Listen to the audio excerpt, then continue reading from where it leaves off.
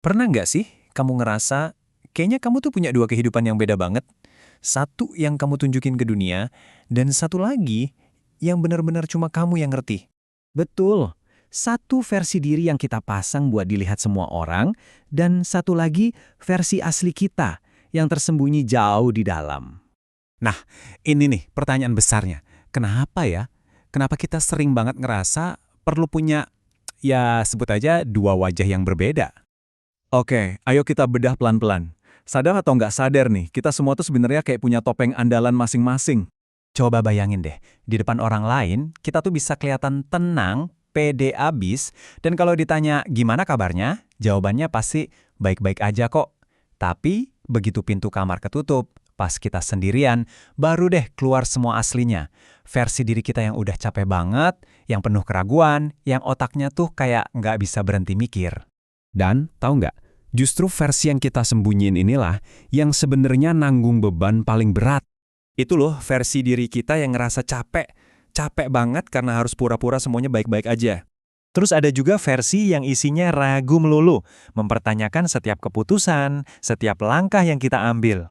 Dan pastinya, versi yang kepalanya itu rame banget sama ribuan pikiran, yang kadang bikin tidur aja susah. Dan ya, inilah intinya.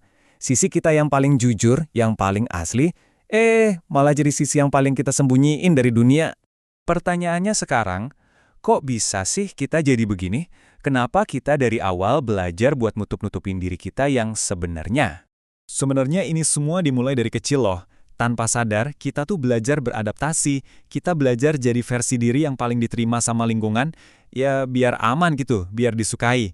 Bisa dibilang, ini tuh mekanisme bertahan hidup kita. Akibatnya apa?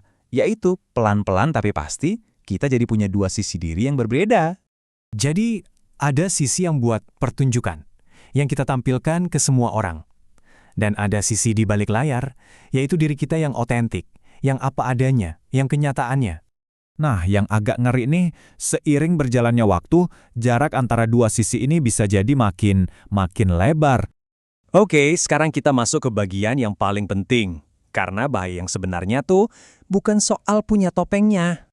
Hal yang paling berbahaya dari semua ini mungkin bukan yang kamu pikirkan selama ini.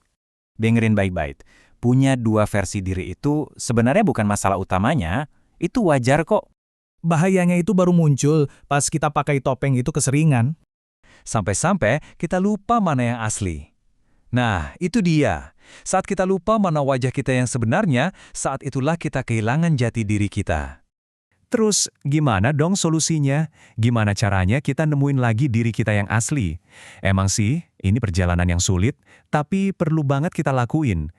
Karena pada akhirnya menjadi diri sendiri, itu nggak selamanya nyaman. Jujur aja, menjadi otentik itu artinya kita siap untuk terlihat rapuh. Dan itu kadang menakutkan. Tapi, cuma dengan cara itulah kita bisa benar-benar merasa hidup. Bukan sekedar bertahan, tapi benar-benar menjalani hidup sebagai diri kita yang seutuhnya. Jadi, coba deh sekarang kamu renungin, versi diri yang mana yang lebih sering kamu pakai akhir-akhir ini? Versi yang asli, atau versi yang kamu tunjukkan ke dunia?